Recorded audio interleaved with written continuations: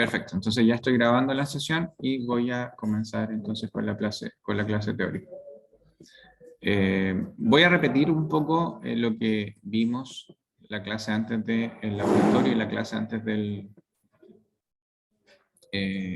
la sesión de ejercicio para poder retomar de ahí y seguir avanzando con la materia. Entonces vamos a hablar hoy día de rápidamente repasar lo de la transformada de Laplace, función de transferencia, y vamos a avanzar a plano complejo, diagramas de bloque y sistema de segundo orden, que fue lo que quedó pendiente la última vez.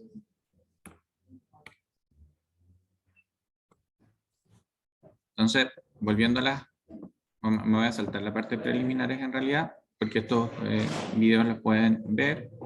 Ya conversamos bien el tema de las experiencias de los laboratorios virtuales. La mitad vino la semana pasada y la otra mitad viene este sábado, así que eso ya están dando relativamente bien. Y vamos a entonces retomar con el tema de la transformada de Laplace, que debieran tener un poquito más de cercanía. Cristóbal les hizo un par de ejercicios la semana pasada, hay una guía que está propuesta, que tiene varias cosas con las que pueden ejercitar, así que espero que desde este punto en adelante ya no tengamos problemas de base teórica respecto a Laplace. Como habíamos conversado, una de las cosas que nosotros vemos en este curso es que las transformadas de Laplace funcionan como una alternativa para resolver circuitos que pudieran ser complejos desde el punto de vista de resolución de ecuaciones íntegro-diferenciales, a través de una transformada que cambia el dominio del tiempo por el dominio de la frecuencia, en el que yo puedo evitarme el tema de las integrales y las derivadas. Cuando ya estoy en Laplace, tenemos las funciones de transferencia, que básicamente, aquí ya está destacado, operan sobre un sistema lineal e invariante en el tiempo, y lo que hacen es que establecen una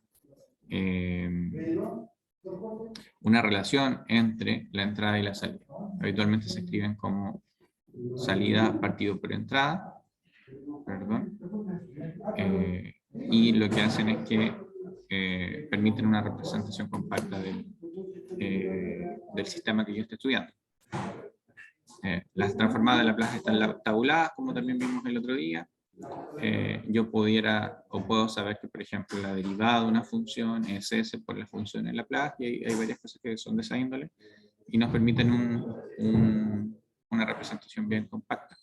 También vimos que esta ecuación, que tenía una forma canónica que podía ser bastante no compacta, se puede expresar de manera sencilla y visualmente mucho más compacta, que es lo que tengo acá.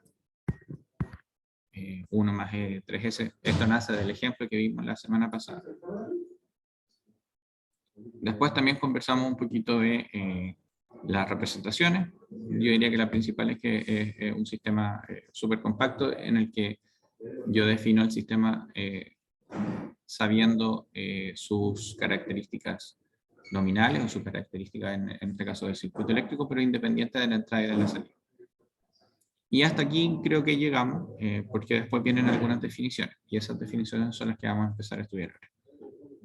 Entonces, cuando yo tengo una transformada de Laplace, la escribo como la salida partido por la entrada.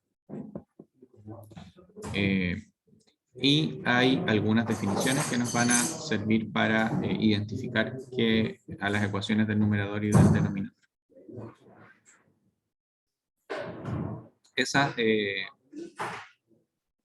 Esas definiciones están acá. Entonces voy a escribir una transformada de Laplace para que, no sé, tengamos un ejemplo. S más 2 partido por S cuadrado más 4, por decir algo. Entonces, las raíces o las soluciones del polinomio del numerador se conocen como ceros del sistema. Y las raíces del polinomio del denominador se conocen como polos. Entonces, ¿cuál piensan ustedes que sería un cero del sistema que acabo de escribir? S más 2 partido por S cuadrado más 4.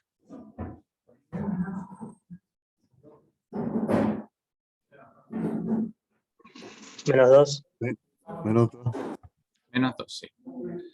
Bueno, sí, aquí me dicen las raíces del polinomio del numerador. El polinomio del numerador es s más 2. ¿Cómo yo encuentro las raíces o soluciones? Bueno, igualo a 0 y despejo s. Entonces esto implica que s es igual a menos 2. Entonces, esta función de transferencia tiene un 0 en menos 2. Voy a cambiarle el signo acá para que me quede más fácil de resolver. S cuadrado menos 4. ¿Cuáles son las raíces, los polos en este caso, o las raíces del polinomio del denominador? Más o menos 2. Exacto. S cuadrado menos 4 igual a 0. Esto implica que S es igual a más o menos 2.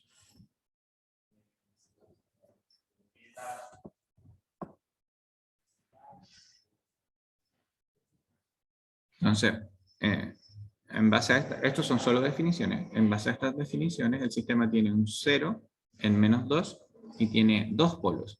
Un polo en 2 y otro polo en menos 2.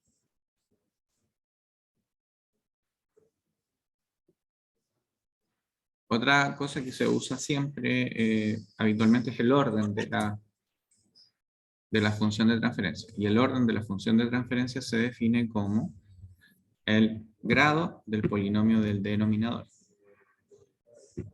Y en este caso, ¿cuál sería el orden de esta ecuación? De orden 2. Exacto.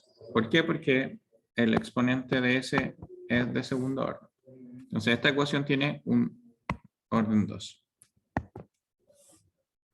Y una cosa que sirve para orientar cómo uno escribe la función de transferencia es esto de acá abajo. Lo que dice es que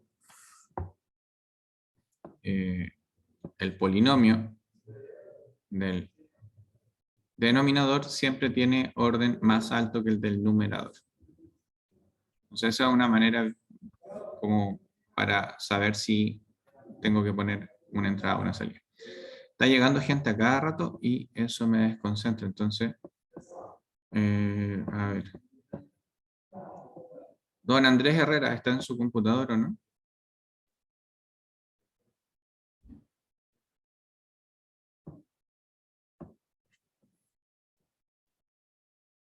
Parece que no está Andrés.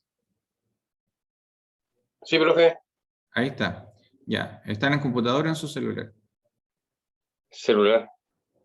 Ya, perfecto. No lo voy a poner de anfitrión. Camilo Balbontín.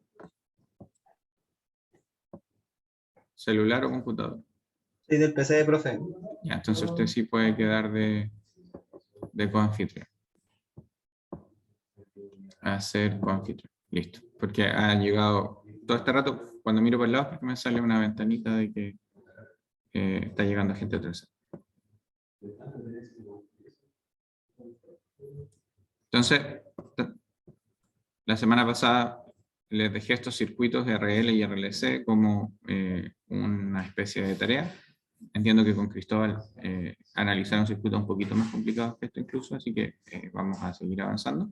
Y nos vamos a centrar en esta parte de los ejercicios que estaban propuestos y que no hicimos. Entonces, tomemos por ejemplo la función 3.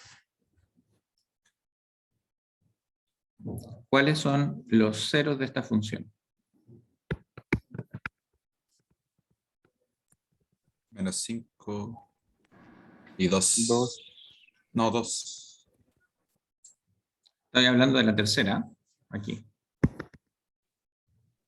El 0 sería 0. Exacto. S igual a 0. Ahí se encuentra la solución del numerador. Los polos. Menos 5 y 2. Exacto. Entonces tengo una solución 1 que es menos 5 y una solución 2 que es 2. ¿Y el orden? 1.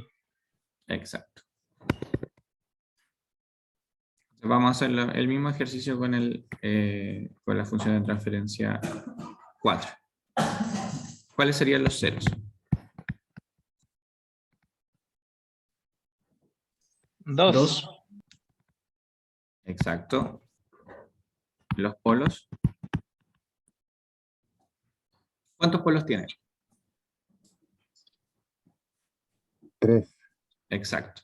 Entonces tiene una solución 1, una solución 2 y una solución 3. ¿Cuál es la solución 1? 1 puede ser 0, ¿no? Exacto, Menos sí. 3 sería. Exacto. 0, menos 3 y 2. ¿Por qué? Porque esta cosa es de tercer orden. Si yo multiplico S por S por S, me queda S cubo. Y un Sí, yo veo, polinomio profe. cúbico tiene 3 Entonces, soluciones. la G3 sería de segundo orden, entonces, ¿cierto? No de primer orden. Exacto, William. Es de tercer orden. No, me refiero a la ecuación 3. La G3 sería de segundo. Ah, sí, perdón, lo escribí mal, tiene toda la razón. Lo voy a borrar mejor. Es de orden 2.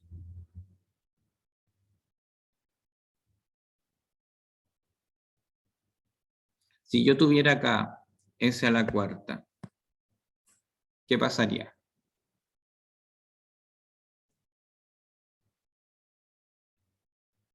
¿Sería una función de transferencia? ¿Estaría bien escrita?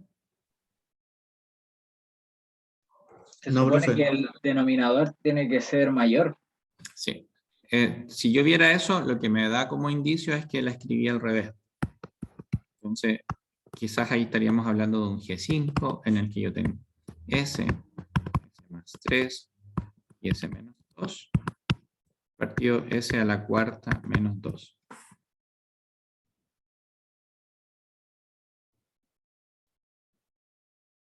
Ahora, ¿por qué estoy haciendo estas definiciones de ceros y polos? Es porque se usan bastante. Cuando uno trabaja en control, lo que analiza son los polos del sistema para saber si el sistema es estable o es inestable. Eso lo vamos a ver un poquito más adelante. Y los polos del sistema son básicamente la solución del polinomio de la parte de abajo del denominador y se grafican habitualmente en el plano complejo. Entonces, acá hay una definición del plano complejo, que es básicamente lo que ustedes estudian cuando estudian números imaginarios.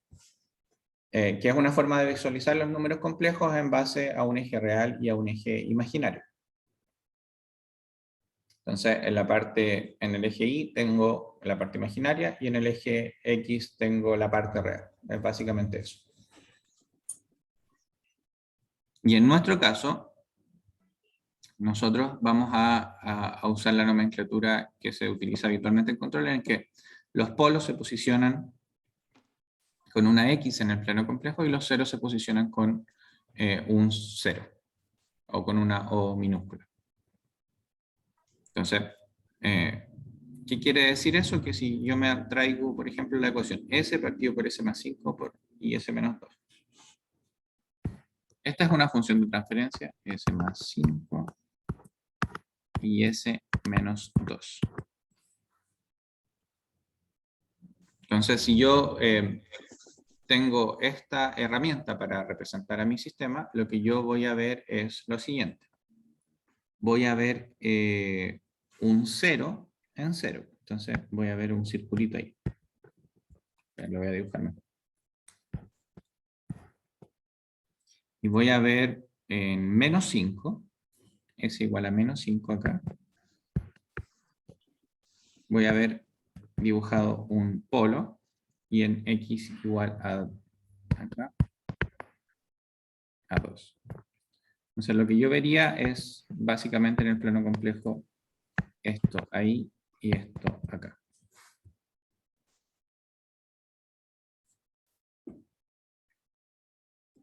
Y esto tiene bastante utilidad porque permite ver gráficamente cómo serían las soluciones de la función de transferencia en este plano complejo.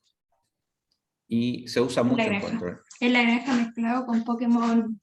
Hay alguien que tiene el audio conectado y que no estaba hablando de plano complejo particularmente.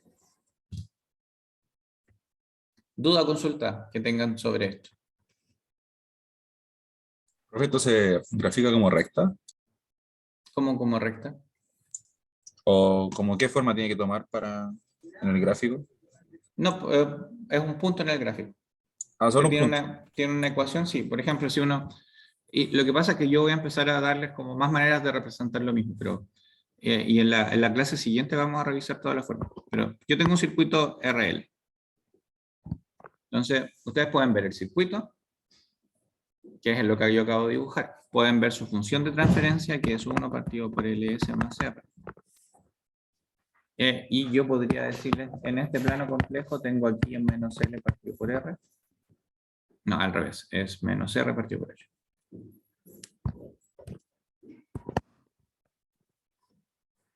Y les muestro un plano complejo. Y las tres cosas hacen alusión a lo mismo, que es un circuito de RL. Profe, Ujú. ¿se escucha? Sí. ¿Cómo se graficaría si en la salida, por ejemplo, si la salida vale 5? ¿Cómo lo No, grafico ahí? porque esta es, ojo que la función de transferencia, una de sus ventajas, además de ser compacta, es que queda independiente de la entrada y de la salida. Es la función de transferencia del circuito eléctrico que yo estoy analizando y ese circuito es fijo.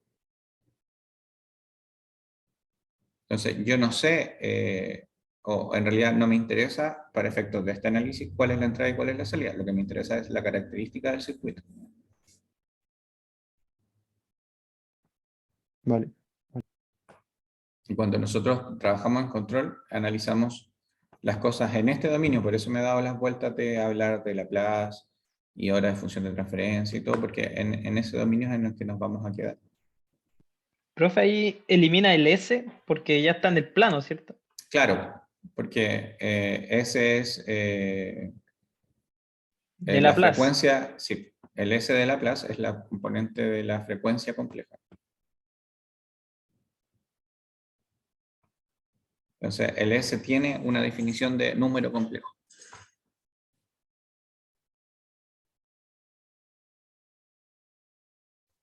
Profe, y en el eje imaginario, ahí, entonces se tendría que graficar cuando de los datos para eso? Es que, claro, cuando yo resuelvo, no sé, pues, ¿qué tendría una cosa imaginaria? S cuadrado más 4. Eso igual a 0. ¿Cuáles son las soluciones de esto?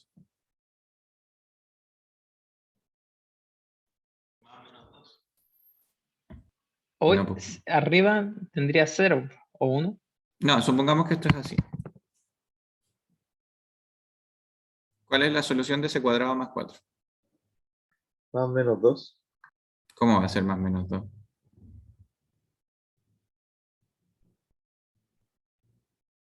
Es más menos 2i, porque yo no puedo sacarle raíz a un número negativo. Entonces, cuando yo tengo algo de esa índole, que la raíz es compleja, lo que yo hago es que lo grafico acá, en el eje imaginario.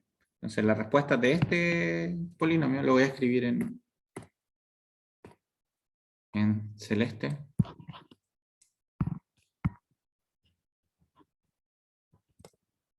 Uno partido por S cuadrado más 4. Entonces, esto es igual a S1, S2 igual a más menos 12. Entonces tengo un polo acá en 2i y en menos 2i. Por eso es plano complejo.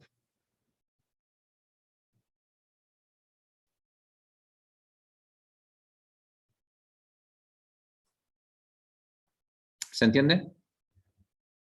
¿O hay alguien que no entienda? Ahora, lo que estoy hablando es matemática de enseñanza media. Números complejos son una cosa que entra en la PSU. Bueno, ya no hay PSU, pero no debiera ser algo que a ustedes les cueste seguir. Y si les cuesta seguir, ahí hay una alarma importante en su nivel matemático.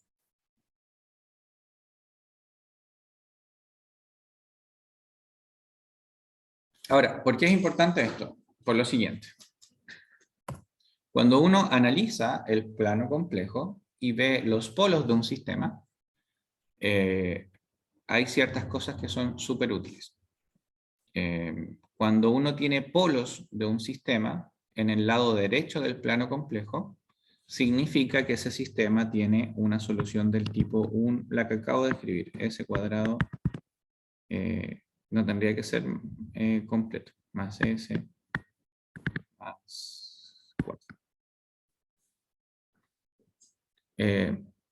Pero la raíz de ese sistema va a estar en alguna parte del lado derecho. Entonces, para escribirlo más fácil lo voy a poner así. S menos 4. Entonces, la raíz de ese sistema, o el polo de ese sistema, es S igual a 4 positivo, acá.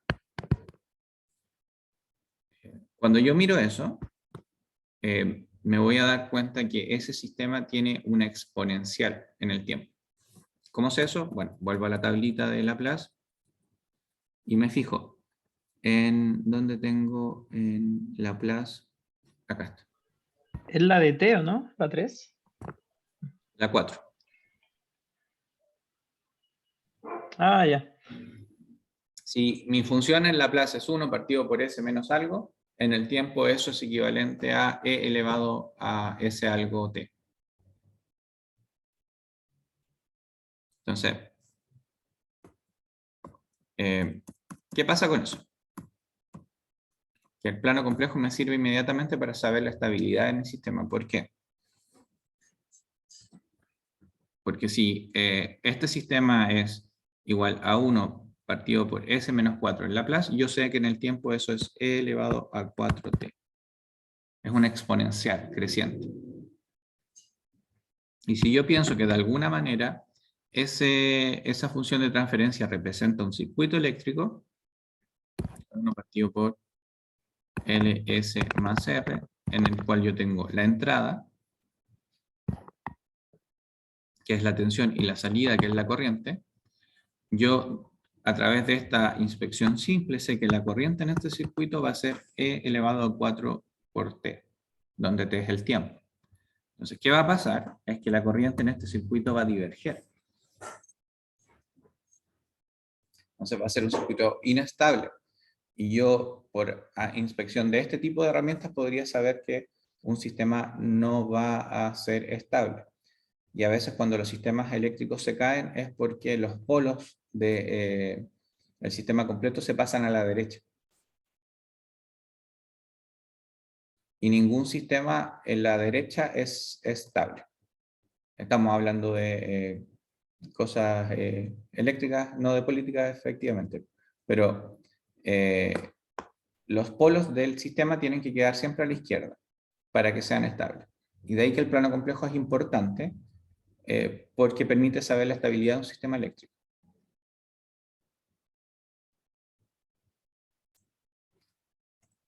¿Dudas o consultas?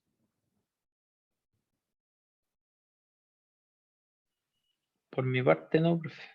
Ya. Entonces, por ejemplo, cuando uno analiza un sistema eléctrico chiquitito, que tenga generación renovable, a medida que la generación renovable se incrementa, esto es un sistema aislado, a medida que la generación renovable se incrementa, los polos, la ecuación que define ese circuito eléctrico, se empiezan a mover.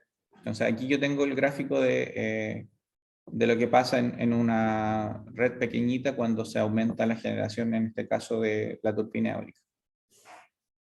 Entonces, cuando los polos del sistema se mueven y cruzan el umbral del semiplano derecho, el sistema es inestable y se cae. Entonces, a veces cuando en los sistemas eléctricos hay blackout, lo que pasó fue que alguna central entró o salió, o alguna carga eléctrica se conectó o se desconectó, y esa conexión o desconexión mueve los polos del sistema completo hacia el lado derecho. Y de esa manera lo que uno puede hacer es saber cómo prevenir que haya un blackout.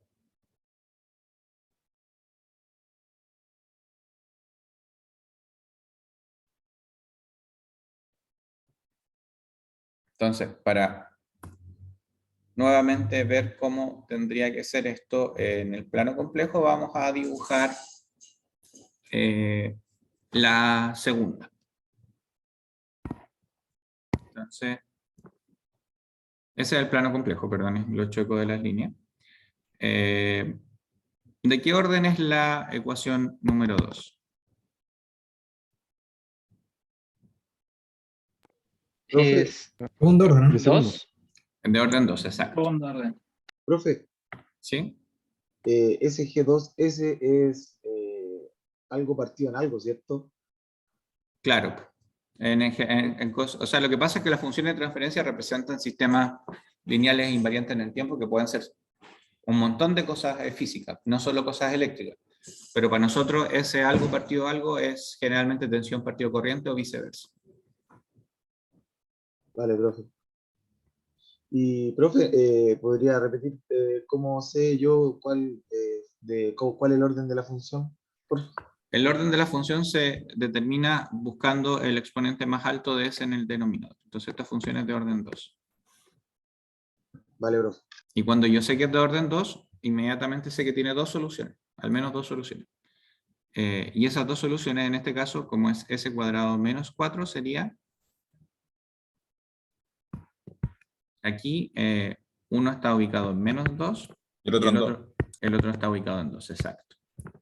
Y para el 0, bueno, es s cuadrado más 4, entonces queda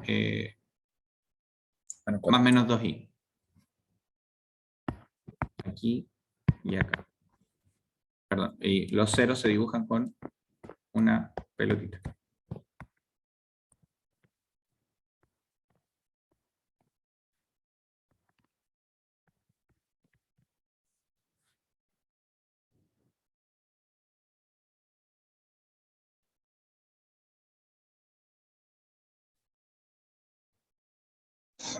Profe, ¿Sí?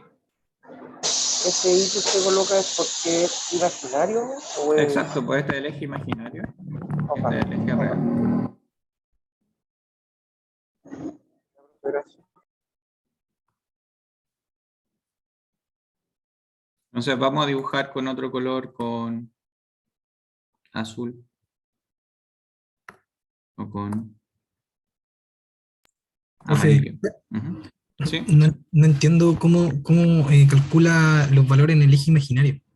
¿Cómo llegó al 2i y al menos 2i? Ah, porque tengo que despejar. Pues tengo s cuadrado es igual a menos 4.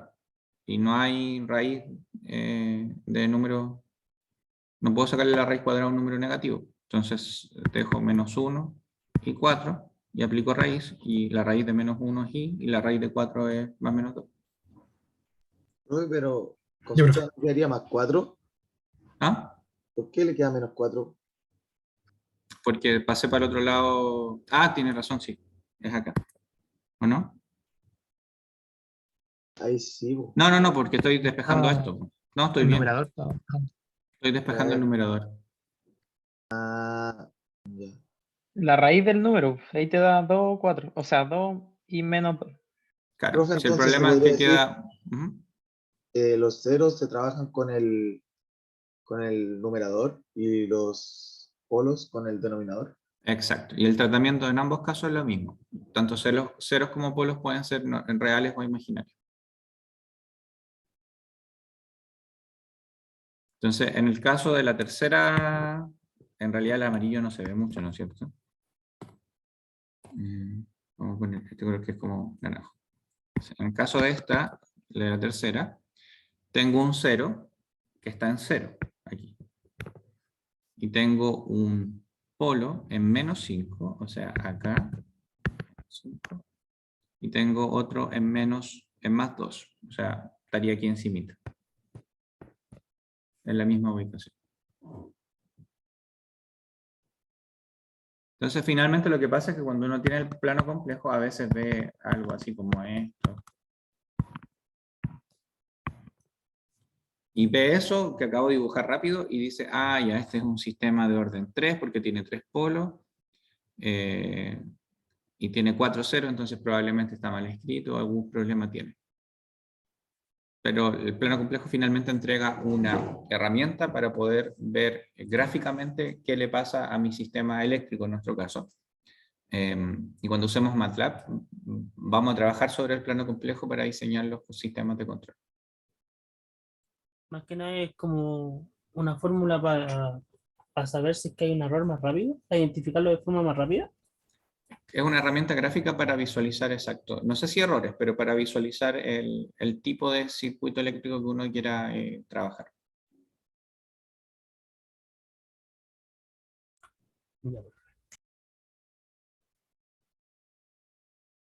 Entonces, Profesor, ¿sí? profesor, una consulta que a mí, lo que no me quedó claro recién, es donde usted mencionaba que digamos, la función, digamos, si uno hace la inversa de de Laplace, se vuelve exponencial y se vuelve inestable, ¿no es cierto? Al quedar al lado Derecho. de la... usted, digamos, se basó en la tabla y en cuál, digamos, de la numeración de la... En la propiedad número 4. En la propiedad número 4. Claro, esa propiedad dice que si usted tiene un 1 partido por s menos a en Laplace, si se devuelve al tiempo va a tener un e elevado a una exponencial positiva. Y si usted tiene un 1 partido por s más a, si devuelve el tiempo va a ser 1 por e elevado a menos a. Y esta exponencial en el tiempo es decreciente. Entonces, básicamente uno espera ver eso. Si piensan en un circuito eléctrico, el A siempre va a ser positivo, porque el A va a ser la resistencia partido por la inductancia. Y ninguno de esos parámetros puede ser negativo, no hay resistencia negativa.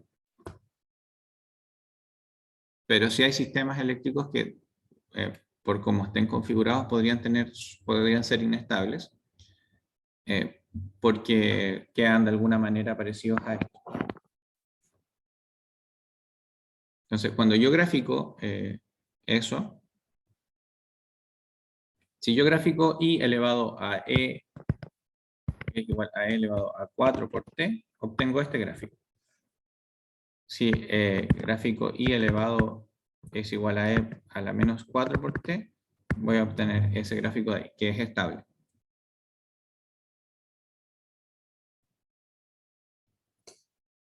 Ok, profesor.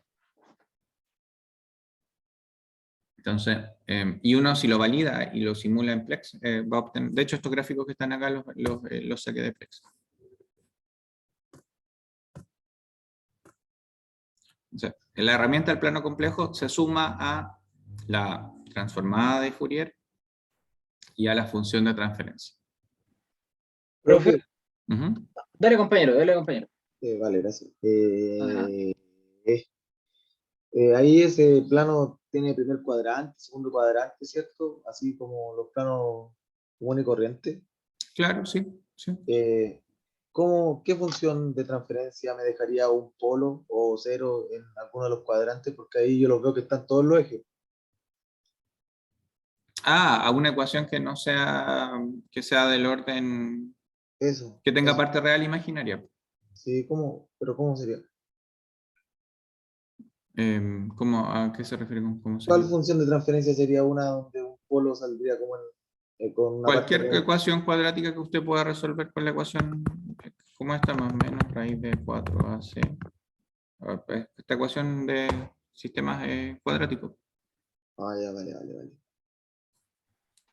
Profe, ahora sí, le quería hacer una consulta, lo que pasa es que usted dijo que era la número 4 de la tabla.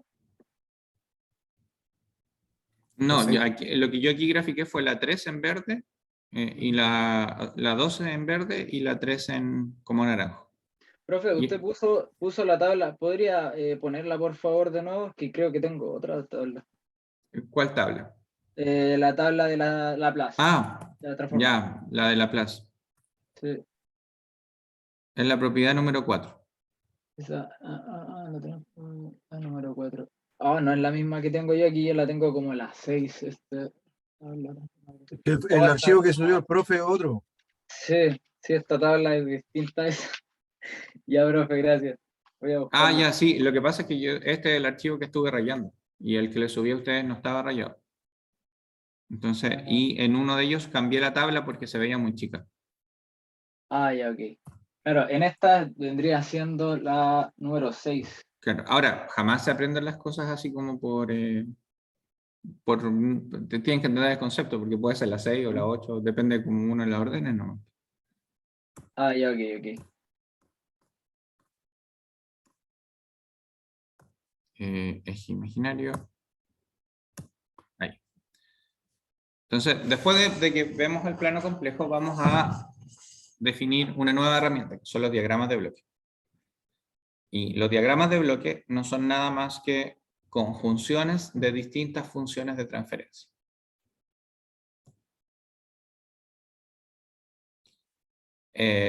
Y es lo que se explica acá. Aquí yo podría tener una función de transferencia 1, que podría ser 1 partido por s más 3, y aquí podría tener una que sería 1 partido por s cuadrado menos 2s más 4. Y lo que me preguntaban recién sus compañeros, bueno, esa ecuación de ahí tiene parte real y tiene parte imaginaria si la grafico, y si la fuera a graficar en Laplace, me quedaría un par de polos complejos conjugados que tienen parte real e imaginaria.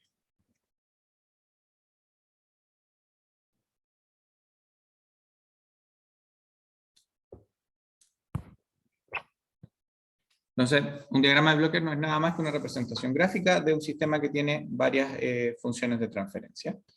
Y la gracia de los diagramas de bloques es que se pueden combinar. En el caso particular de control, nosotros vamos a trabajar con sistemas de control a lazo cerrado. Y un sistema de control a lazo cerrado habitualmente se describe como un diagrama de bloques, como el que está en la diapo. ¿Y cuál es la utilidad de esto? Es que, bueno, los diagramas de bloques se pueden resumir o se pueden trabajar algebraicamente para hacerlos más sencillos. En el caso de un sistema de control a lazo cerrado como el del gráfico, yo voy a tener la misma función de transferencia. El 1 partido por s más 4, por decir algo. Y yo voy a agregar un diagrama de bloques que va a ser mi controlador, en este curso habitualmente un controlador tipo PID. Y de alguna manera voy a trabajar eso para asegurarme que el sistema funciona correctamente y que los polos de ese sistema completo estén en el lado izquierdo. El controlador, por lo tanto, va a ser una ecuación en Laplace, una función de transferencia, que yo la voy a agregar a mi sistema para regular cómo este sistema opera físicamente.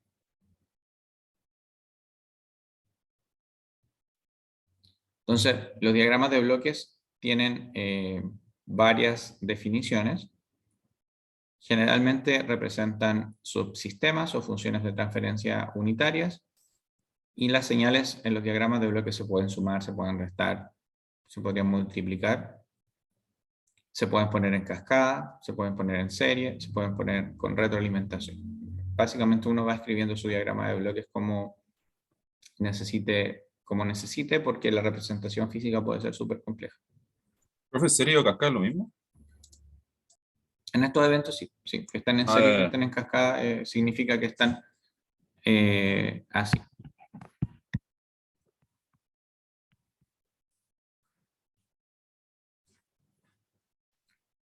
Profe, ¿podría poner la anterior?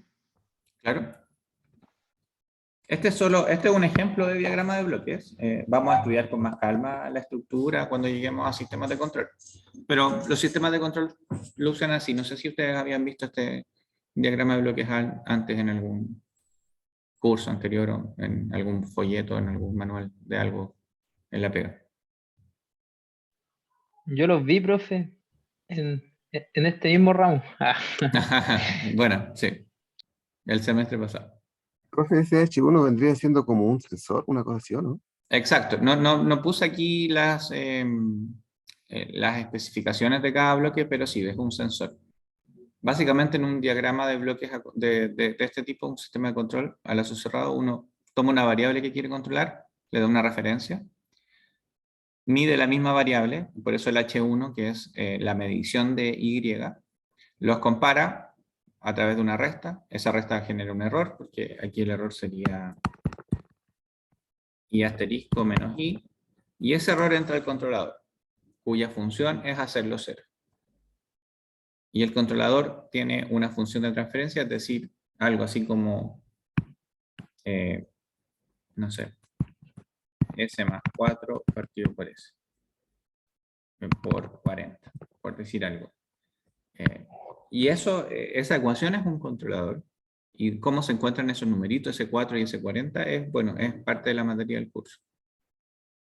Y ese controlador, cuando ve el error de la variable Y, lo hace cero a través de incluir estos dos números en la función. Ahora, como esto es una función de transferencia que se representa de manera gráfica en un diagrama de bloques, lo que yo puedo hacer es reducirla. ¿Por qué la reduzco? Hay ciertas reglas de reducción. Por ejemplo, dos bloques en cascada es lo mismo que la multiplicación de los dos bloques. Entonces, yo paso de aquí a acá. Dos bloques sumados es lo mismo que la suma de los bloques. Y la que más nos importa a nosotros en control es que la retroalimentación negativa de dos bloques da origen a una función de transferencia única, que es lo de arriba partido por 1 más lo de arriba por lo de abajo, que es lo que está aquí. Ahora, ¿de qué sirve eso? Supongamos que nosotros tenemos el mismo circuito de siempre, un circuito RL. Tengo una fuente de tensión, tengo un inductor L, un resistor, y por ABC yo quiero controlar la corriente. Entonces quiero controlar la corriente I. Yo sé que si llevo eso a Laplace, la función de transferencia va a ser I partido B, donde esta señal de acá es B, es igual a 1 partido LS más R. Entonces, si yo lo quiero controlar en un sistema de control a lazo cerrado, en G2 voy a tener 1 partido por LS más R. Entonces, este Y va a ser la corriente. El B, la entrada a la función de transferencia es eso. O sea, el controlador PID en este caso pone tensión. En este caso de acá, yo tengo una referencia de corriente que comparo con la corriente medida. Y esto me da un error. Y en el caso de este ejemplo, mi error es I de referencia menos I. Eso ingresa al controlador PID, que para el caso de este ejemplo va a ser S más 8 partido S por 20. Y ingresa ese controlador, y como yo seleccione esos números, que pueden ser 8, 9, 10, 50, 100, lo que sea, va a asegurarme que al circuito yo le voy a dar de alimentación la tensión que necesito para que la corriente sea igual a su referencia. Ahora, ¿cómo yo puedo saber que esto es estable? Bueno, si yo reduzco este diagrama de bloques y aplico varias reglas, yo voy a llegar a lo siguiente. Fíjense en la tablita. Entonces, la regla 1 dice que dos bloques en cascada es lo mismo que la multiplicación de las dos funciones de transferencia en un solo bloque. Entonces, este diagrama de bloques que está acá, lo puedo reducir a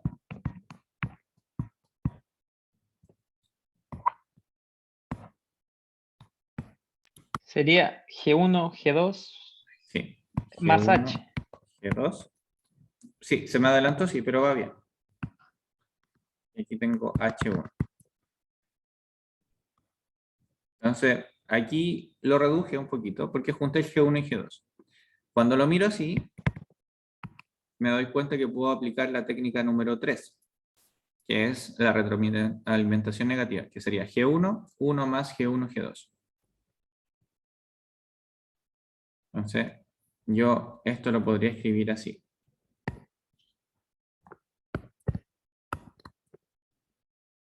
G1, G2, partido por 1 más G1, G2. Entonces tengo un bloque único. Y a ese bloque único yo le puedo ver los polos y los ceros. ¿Y H1, profe? Ahí le falta H1. Tiene toda la razón, sí, H1.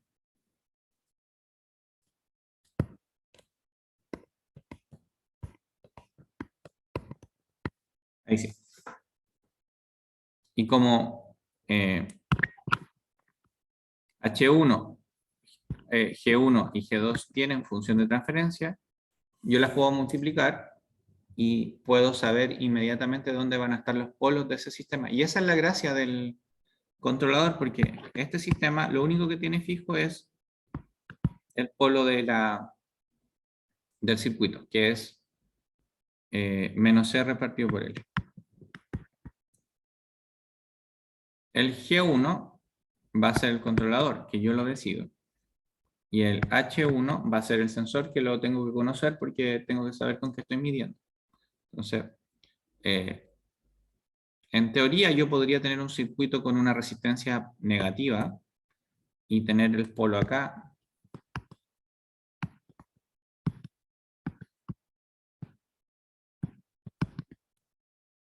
Que yo sabría inherentemente que esto no va a funcionar y va a explotar. Pero yo tengo la libertad de elegir lo que yo quiera como controlador. Entonces mi controlador podría tener un 0 arriba del polo, acá, y lo cancela. Y de esa manera el sistema deja de ser inestable. Y eso se hace.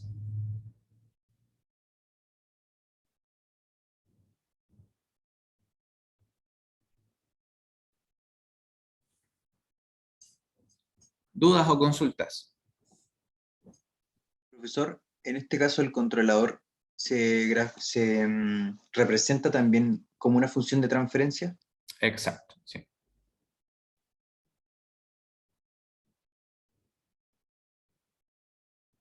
Sí, el controlador es un grado de libertad, entonces yo lo elijo como una función de transferencia conveniente para que el sistema funcione bien. Ya, profe, me queda claro. Gracias.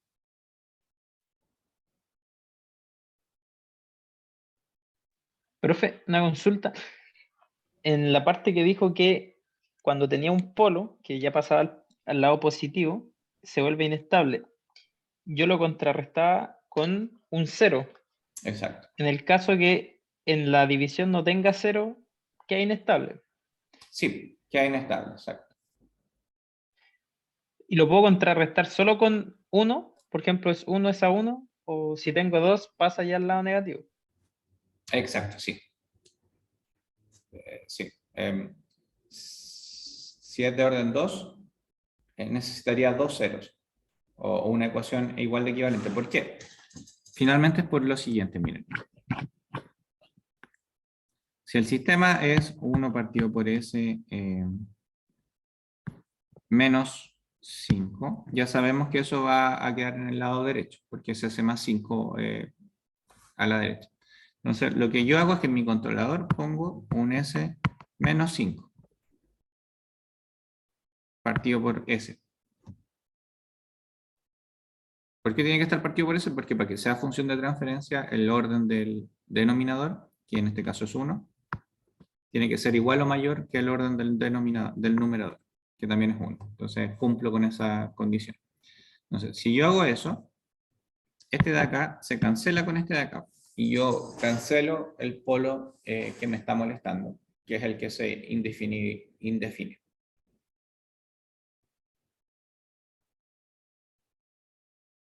Vale, profe.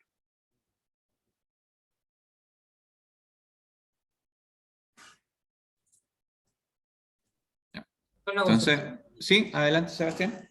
Si puedo ver a lo que estaba mostrando recién. Entonces, finalmente, lo que estaba explicando recién era que si la función de transferencia, 1 partido por S menos 5, el controlador PID en este caso, o el controlador que está acá, quería con lo que usted mencionó después, ¿no? Para anular finalmente el polo que le está molestando. Exacto, sí. Vale. Ahora, ojo que esta es la explicación base de lo que hay detrás. Nosotros después vamos a hacer una clase completa de cómo yo diseño ese controlador, con qué parámetros, para qué efectos, porque hay un poquito más todavía de materia a la cual no hemos llegado. Pero en términos sencillos, sí es como usted dice, Sebastián.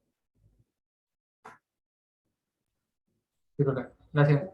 Profe, Dígame. yo lamento que venía en la locomoción y conectado viendo esto, pero me perdí cuando usted juntó G1 y G2, donde me bajé de la micro. Y de ahí ya ahora retomé nuevamente y veo que tiene juntos G1 y G2. Ah, porque, claro, si ustedes se fijan en esta diapo, en la primera regla, acá, dice que la combinación de bloques que están en cascada o en serie se puede resumir de esta forma de acá. Ah, ya, simplemente juntando. Exacto. Siempre que estén en serie. Siempre que estén en serie. Si tiene 3, los junta los 3. Ya, pero abajo, en ese mismo, tiene bloques en paralelo, ¿no es cierto? ¿Es así? Exacto, sí, son varias reglas. Ah, ya, por eso queda G1 más, menos que, ya. Exacto. Ya, profe, gracias.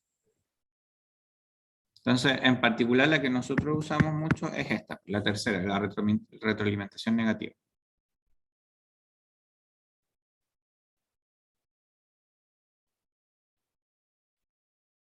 Entonces, para reducir el esquema de control de un circuito, de un sistema a lazo cerrado, finalmente lo que uno dice es, déjenme borrar para que no quede tan...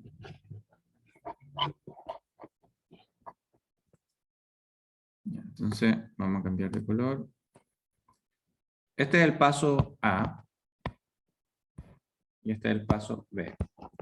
Entonces, yo miro esto y digo, bueno, aquí aplico el paso A.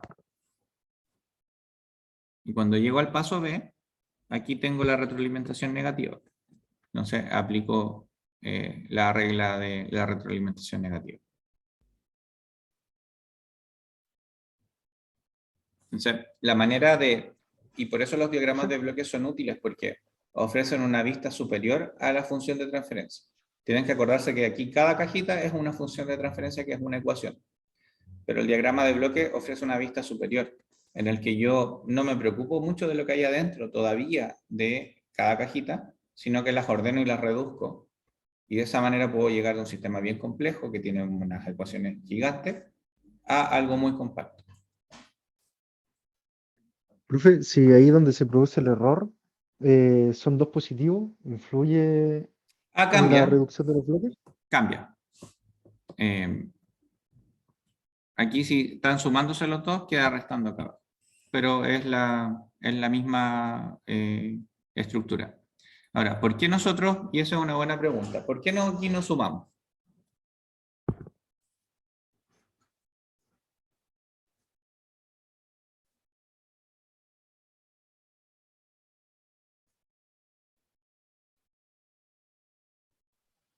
¿Cómo, profe? Disculpe que... ¿Por qué en un sistema de control como el que estoy mostrando acá, hay una resta ahí y no hay una suma?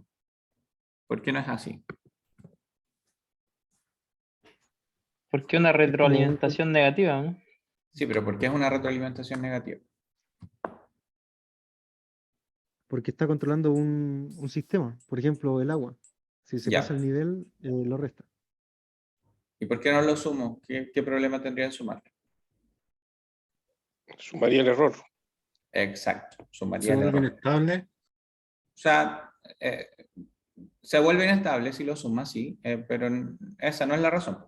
La razón es que si ustedes tienen control de temperatura en una habitación y su set point es 25, no tiene ni un sentido físico que ustedes estén a 15 grados y sumen 25 más 15.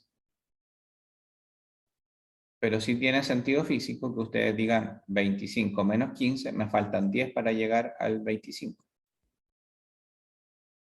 Por eso se resta. Y lo otro es que cuando yo resto, obtengo el error. Y si el error es 0, y de hecho, y esa es la pega del controlador. La pega del controlador es que el error sea 0 en todo tiempo. Entonces, para conocer el error, yo tengo que restar y no sumar.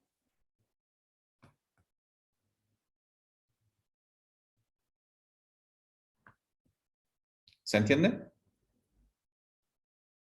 Sí, profe. Sí, profe.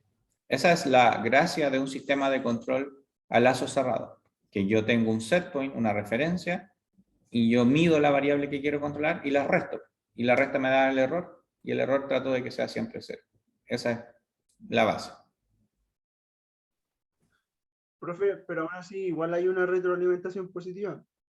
Ah, porque hay sistemas físicos que se representan así nomás.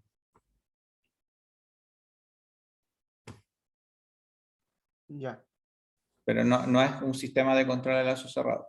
Es otro sistema físico que por sus características se representa sumando y no restando. O sea, cuando es retroalimentación negativa es porque debería de suponer de que es un lazo cerrado. Exacto, sí. O sea, no suponer, estar seguro que es un lazo cerrado. Ya. No puede ser de otra manera. De hecho, yo por varios años preguntaba ya, ¿y qué pasa si se está sumando? Y nunca me lo respondían bien. Por eso ahora lo trato de explicar. Porque la respuesta en realidad igual era capciosa. Como que ustedes esperan que tenían que calcular algo y que algo tenían que hacer en la prueba y lo que tenían que decir es que estaba malo nomás porque no se podía. Tenía que ser una resta.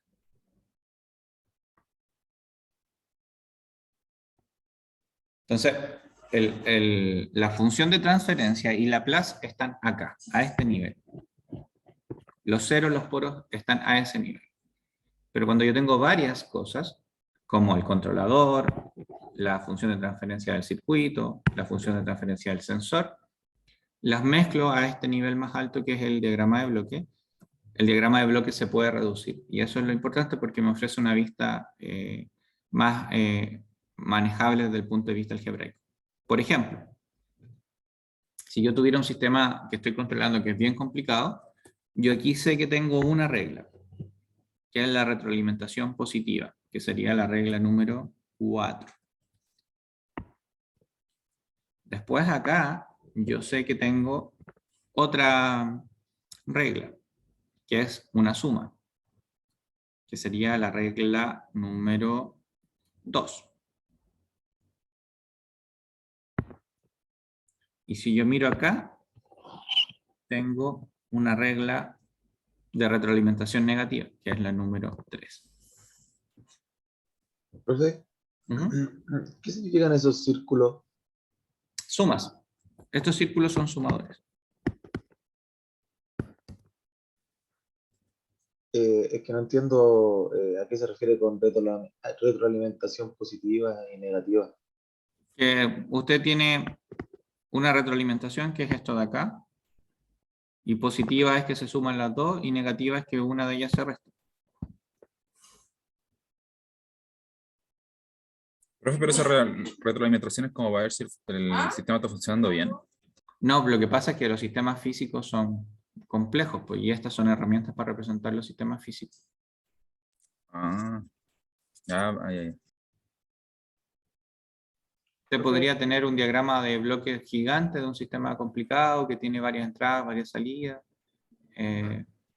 y las ecuaciones que los definen se suman, se restan, y por eso finalmente esta es una manera gráfica de representar funciones de transferencia.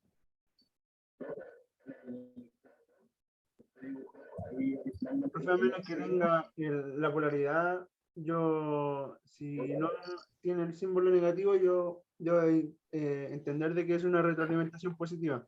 Sí, ahora, ojo que este diagrama de bloques lo saqué de un libro de ejercicios de funciones de transferencia. Y claro, cuando no se pone el más, por convención uno asume que entre las dos cosas sumadas. Pero en general yo le pongo los signos, ¿sí? que suma o que resta. Profe, disculpe. A mí me queda un poco la duda con el tema del controlador PID. ¿Físicamente es un componente o puede ser cualquier tipo de controlador, como por ejemplo un microcontrolador, un PLC, no sé? Ya. Es una buena pregunta, Emilio. Si usted busca en internet y pone controlador PID, va a encontrar una caja que es un controlador PID. Sí, de hecho busqué una y trae un voltímetro y amperímetro. Exacto, sí.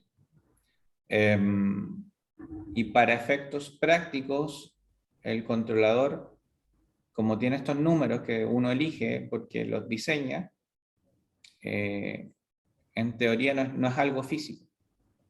Después vamos a estudiar que hay una distinción entre controlador y actuador.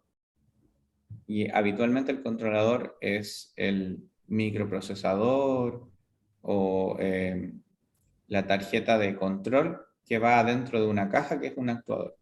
Entonces, el controlador PID usted lo va a encontrar en un variador de frecuencia, por ejemplo. Pero el variador de frecuencia adentro tiene dos partes. El controlador, donde está el PID, y el actuador, que es la fuente eléctrica. Sí, me queda claro. ¿Podría Entonces, ser en un motor igual, profe? no, pues porque el motor es la planta. El motor es el circuito que usted quiere controlar. Pero usted el motor, cuando lo controla, le pone un actuador, que en este caso sería el variador de frecuencia.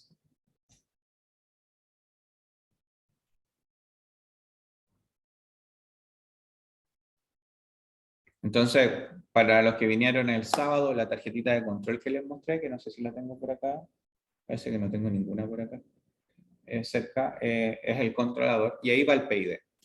Y el actuador son las otras tarjetas, las tarjetas electrónicas que tenían los IGBT y ese tipo de cosas.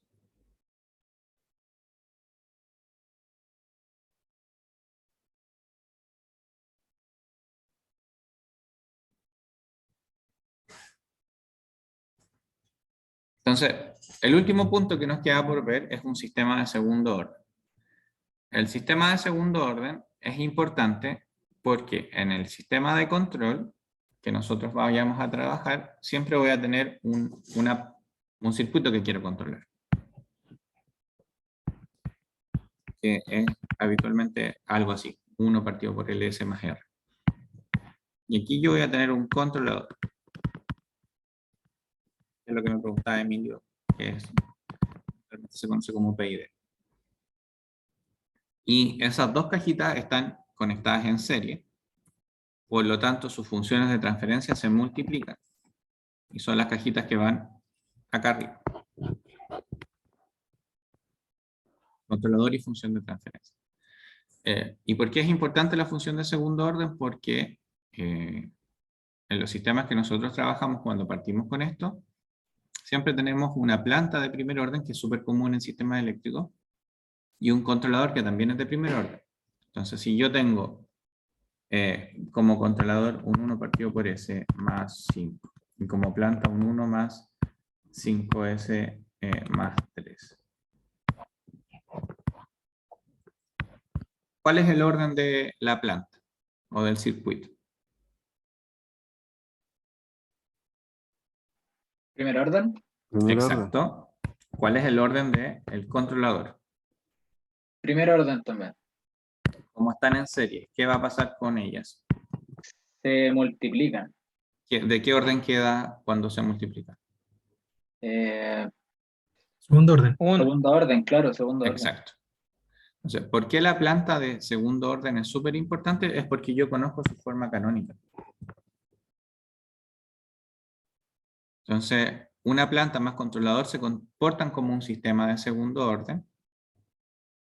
El sistema de segundo orden canónico tiene esta forma de onda, esta ecuación en Laplace, esta ecuación en el tiempo. ¿Y por qué es importante? Me voy a saltar esta definición para ver lo siguiente. O sea, el sistema de segundo orden responde siempre de esta manera, que es o más oscilante o menos oscilante, pero siempre es así. Si yo hiciera aquí un zoom y aquí tengo una señal de referencia, esto va a ser siempre de esta forma. Entonces, el porcentaje de sobrepaso, cuánto overshoot yo tengo, está definido por una variable. Y cuán rápido yo llego a la referencia, cuán rápido subo, cuán rápido llego acá, también está definido por otra variable. Y esas variables son las que aparecen en la ecuación canónica, que sería la frecuencia natural y el coeficiente de amortiguamiento. Entonces, con esos dos factores yo sé cómo va a responder mi sistema. ¿Y por qué esto es importante? Porque en este mismo ejercicio que tengo el controlador y la planta, suponiendo que es 1 partido por LS más R, aquí yo tengo tensión y aquí yo tengo corriente. Y aquí yo tengo más o menos el error de corriente. Entonces, yo puedo saber cómo se van a comportar estos dos. Entonces, puedo elegir el controlador que me convenga para obtener un coeficiente de amortiguamiento y una velocidad natural determinada. Y de esa manera, cuando yo mire la corriente en mi gráfico, esto es tiempo, no es plano complejo, esto es tiempo y estos son amperes. Entonces, yo voy a querer que mi corriente suba de 0 a 10 con una característica determinada. Entonces, como yo elijo el controlador, lo que voy a hacer es elegir el controlador para que me quede un chi equivalente y un omega equivalente, cosa de que la corriente suba así o suba más lento o tenga más o menos sobrepaso. Y esa es la gracia del sistema de segundo orden. Entonces, un sistema de segundo orden canónico tiene esta función de transferencia. Profe, ¿le puedo hacer una consulta? ¿Sí? ¿Qué es eso que está entre medio del do y lado y el...? Es una letra griega, sí. ¿Pero qué significa? Amortiguamiento. Entonces, ¿qué significa eso? Finalmente lo que ustedes van a tener es que un sistema de segundo orden en la vida real se va a ver así como 25 partido por S al cuadrado más 8S más 25. Por inventar.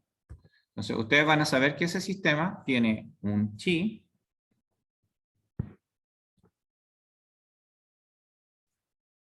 y tiene un omega. El omega va a ser 5, porque 5 al cuadrado es 25, y esto es 2 por 5, 10, y tengo 8. Entonces el chi es 8 partido 10, ¿no? No, 10 partido 8. 0,8, ¿no? Sí, 0,8. Entonces, de esa ecuación, que es un sistema de segundo orden, yo digo, el chi es 0,8. Entonces, como yo conozco esto, digo, va a responder entonces como 0,8, que es la rayita de acá. Entonces, ese sistema está respondiendo súper bien, porque no se sobrepasa. Distinto sería que esta ecuación de aquí tuviera un 2, porque ahí el chi sería 0,2. Entonces, si el chi tiene 0,2, esta cosa va a responder así, como está acá. Entonces, yo ahí digo, parece que esta cosa no me va a funcionar bien, porque si es corriente, y yo quiero 1 amper, voy a llegar casi a 2 amperes. Entonces, de esa manera yo empiezo después a mezclar todo, que es el circuito eléctrico, la función de transferencia, el diagrama de bloques, el plano complejo y la función de segundo orden que me ayuda a saber cómo se va a comportar el controlador con la planta. Entonces, la función de segundo orden, en términos muy sencillos, nos sirve para saber que chi y que omega va a tener mi sistema, porque un chi muy chico, cercano a 0, produce sobreoscilaciones que pueden ser peligrosas. Profe, ¿y cómo yo determino el factor de amortiguamiento? Que uno los conoce. Uno trata de que su sistema tenga un factor de amortiguamiento completo cercano a 0,8. Y después uno dice, bueno, ¿y el chi qué influencia tiene? Bueno, que lo hace más rápido o más lento. Entonces, ¿cuáles son las utilidades de esto? Imagínense que están controlando un motor de un auto eléctrico. Entonces, lo que ustedes están controlando es torque. o velocidad más bien. Entonces, si ustedes dicen ya, quiero llegar de 0 a 100 kilómetros por hora, pero tienen mal diseñado su sistema, estarían llegando a 180 kilómetros por hora. O sea, es bien grave pasarse en un overshot de 80%. Y ese sobrepaso lo determinan ajustando el chi. Ahora, si ustedes dicen ya, yo quiero llegar a 100 kilómetros por hora en 2 segundos, su controlador va a tener que tener un omega más rápido. Fíjense que acá hay un omega de 4 radianes y acá hay un omega de 8 radianes. Entonces, dependiendo del chi y del omega que ustedes impongan, su controlador tiene que hacer la pega para cumplir lo que ustedes le están pidiendo. Ahora, el controlador, si ustedes miran acá, tiene sus numeritos, que unos son los que elige inteligentemente para evitar que el chi sea 0,1, por ejemplo. Pero el controlador pide tensión. Entonces, independiente de que yo le diga a mi auto eléctrico, ya quiero ir de 0 a 100 kilómetros por hora, con este chi, con este omega, eso se va a traducir en que el controlador va a decir, pucha, para llegar a esa velocidad necesito 800 voltios. Porque todas las decisiones de control que nosotros tomemos se van a traducir en una aplicación de tensión o de corriente.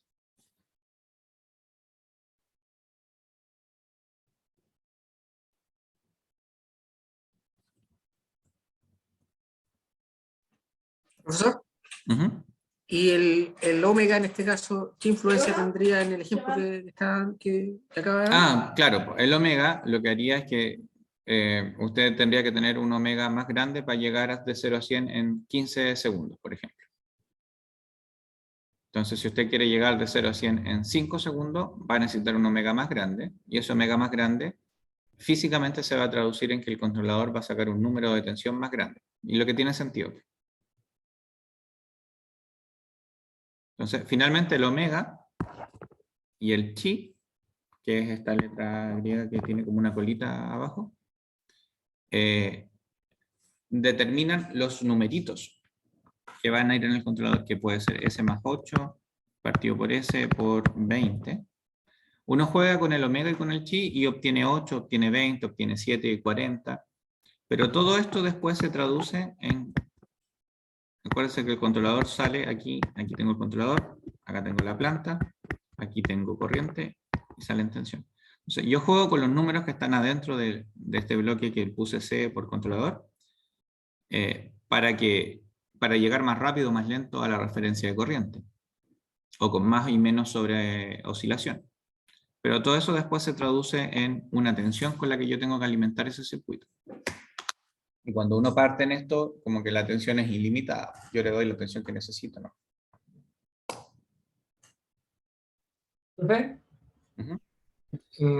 Yo recuerdo que el coeficiente de amortiguamiento es el que indica que con esa, lo que estamos viendo ahora, ¿no? 0,8. Exacto. Sí. Igual no puede ser más de 1, si no me equivoco, o 1, porque igual aumentaba el tiempo de la parte transitoria, ¿no? O sea, es que cómo se define el coeficiente de amortiguamiento, si usted lo pone como más grande que 1, estaría como en la parte derecha del plano. Entonces uno limita el coeficiente de amortiguamiento entre 0 y 1. Ah, ya.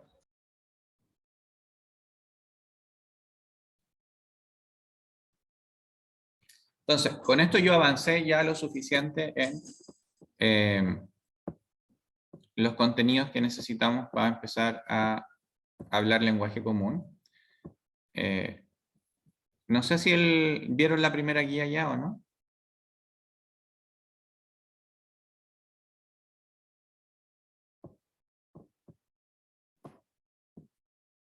¿La vieron con Cristóbal?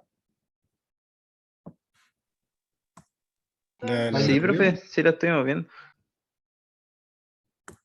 Ya, porque aquí yo tengo una guía de ejercicios que necesito que hagan. Entonces, hay algunas preguntas de Plex para que se familiaricen con el software. Hay algunas cosas más teóricas. Hay algunas transformadas inversas que calcular. Hay algunos diagramas de bloques que reducir. Ahora sí, casi. ¿Ese la va a subir, profe, al U virtual o la va a ¿No enviar la, por correo? no la subió Cristóbal? No, profesor. Ya, entonces la subo No, ahora profe. terminando la clase. Y todo lo que he enseñado tiene preguntas súper linkeadas. Pues para la siguiente ecuación, identifique los polos y los ceros, haga el pana complejo. Y lo que le estoy explicando ahora de identifique la función de segundo orden, pido que lo hagan con mucho chi, con mucho omega, para que concluyan ustedes cuáles son sus efectos, porque yo les puedo explicar esto muchas veces, pero si ustedes no lo hacen, no lo van a internalizar. Este curso, se lo he dicho varias veces, pero tiene un nivel de abstracción bien alto. Cuesta imaginarse todas estas cosas, pues si el omega y estas cosas finalmente son representaciones abstractas. Pero esto ya está pensada para eso. Y después viene ya lo que les había mencionado de un poquito ya más de aplicación. Entonces voy a subir esta guía al U virtual para que la puedan resolver ustedes. Y necesito que hagan esa tarea de desarrollar tiempo en la guía. Este sábado tienen laboratorio presencial. Entonces, dejen coordinarme con Cristóbal para que revisen la guía con él el próximo miércoles a ver cómo andamos con la materia. Pero necesito que las HH de análisis y de resolver los problemas las vayan haciendo de a poco. ¿Alguien me iba a preguntar algo? Sí, aparte de esa guía, ¿hay alguna otra guía como ejercicio de Laplace? Como para soltar la mano, digo yo. La guía tiene harto ejercicio de Laplace. ¿Así que se resuelvan manual? Sí, está hecha para vale, hacerlo. vale. Claro. Ahora, ojo que yo no me voy a centrar todo el rato en que ustedes hagan cosas manuales como las que están acostumbrados en matemáticas o cosas así. Por eso la guía pero igual tiene... para cachar. Exacto. Tiene un par de ejercicios que tienen que hacer a mano, pero el resto lo tienen que simular. Si ustedes en MATLAB pueden hacer la transformada de Laplace y la inversa. De hecho, se hace solo. Y por eso la guía tiene harto de simulación. Así que les voy a subir la guía ahora terminando la clase y me voy a coordinar internamente con Cristóbal para ver cuándo hacen ejercicios el ejercicio de verificar que estén todas las cosas bien hechas.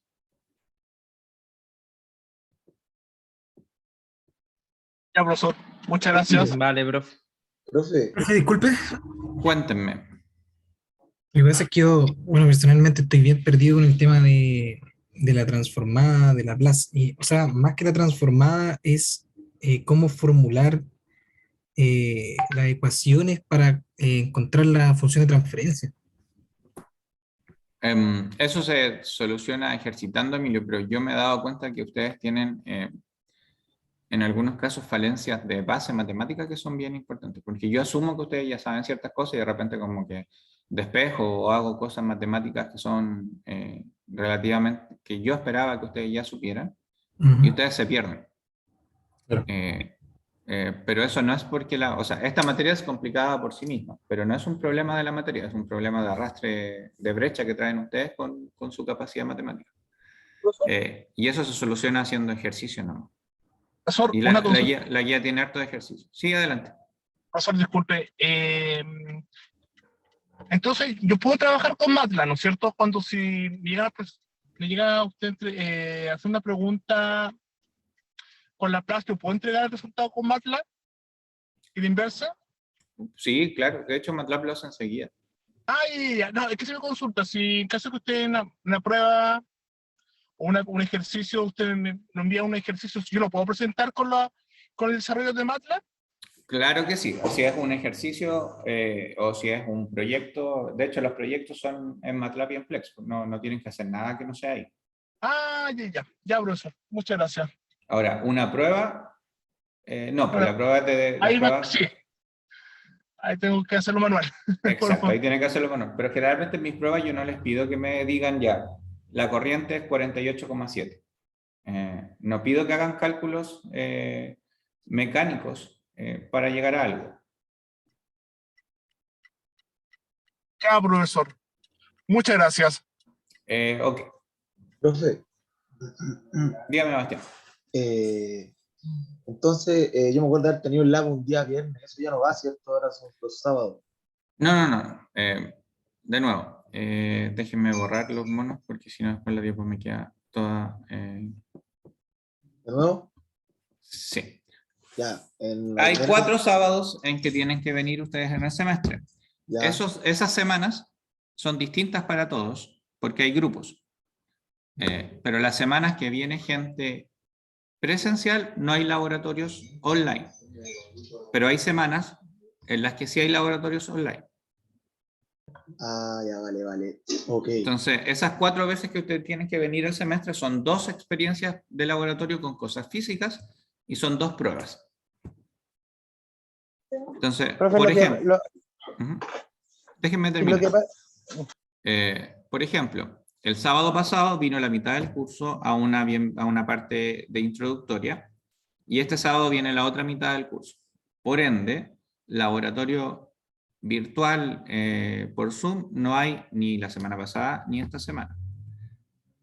La semana que viene, ustedes tienen laboratorio virtual. Y cuando pasa eso, los laboratorios son los viernes o los sábados en el horario que ustedes tienen programado en el LOA. Profesor, Vale, profe, disculpe, comprendí. una consulta